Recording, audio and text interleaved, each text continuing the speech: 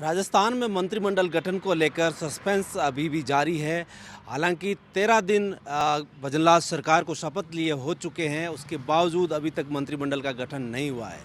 लेकिन राजभवन की जहां तक बात की जाए, यहां पर शामियाना सज चुका है।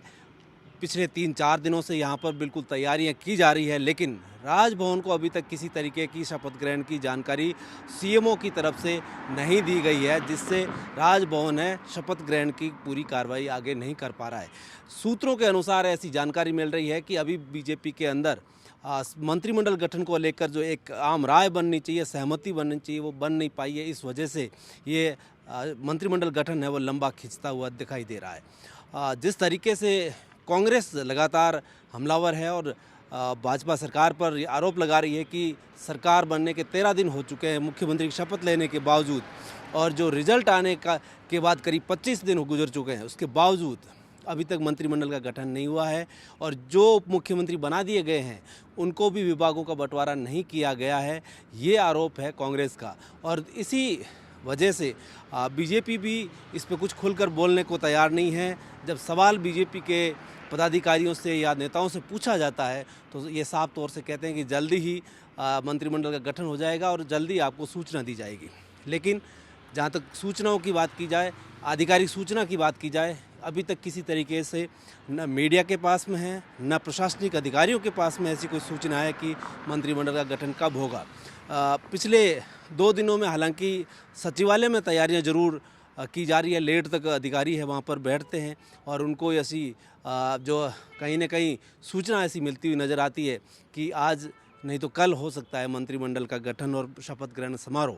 लेकिन ये कार्रवाई कम से कम 3-4 दिन से चल रही है, लेकिन अभी तक शपथ ग्रहण समारोह नहीं हुआ है।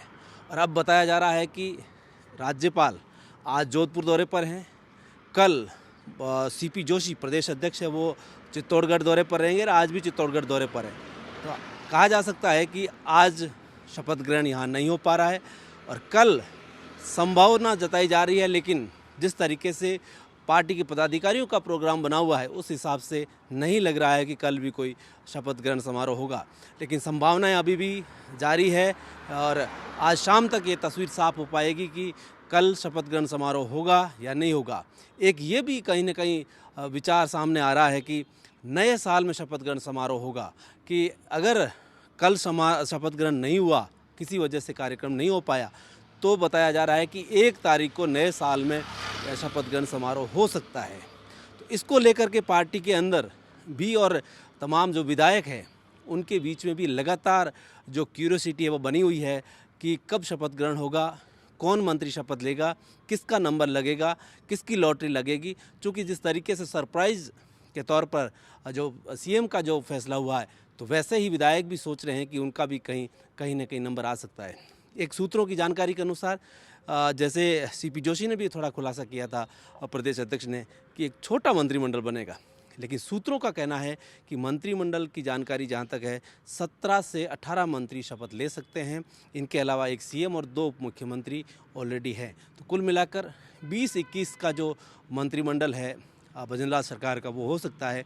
और बताया जा रहा है कि लोकसभा चुनाव के बाद उसका एक्सटेंशन होगा।